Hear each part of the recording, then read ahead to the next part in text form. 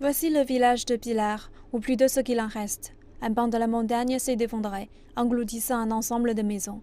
Ce village côtier se situe au pied de la montagne. 135 familles vivent dans la zone, selon les données du gouvernement. La salle communale du village, le terrain de basket et 80% des habitations ont été détruits. Le village ne peut être accessible que par la mer, car les routes sont impraticables. Le glissement de terrain a eu lieu un jour après que le typhon Meiji a dévasté la province de l'été. Il n'y a aucun signe de vie dans le village. On redoute que plus d'une centaine de corps soient ensevelis sous la boue, les blocs de roches et autres maisons dévastées. Le sol est instable et des responsables locaux ont averti qu'il y aurait probablement un autre glissement de terrain.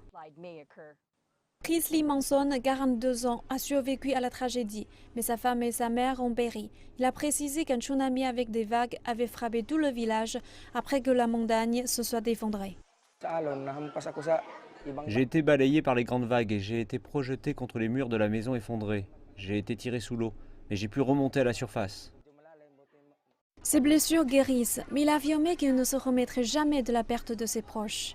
Comme le temps s'est amélioré, les équipes de secours ont finalement pu atteindre le village. Les gardes-côtes inspectent les villages voisins à la recherche de corps. Ces officiers locaux ont déclaré ne pas s'attendre à retrouver d'autres survivants et ont déplacé les efforts sur les opérations de récupération.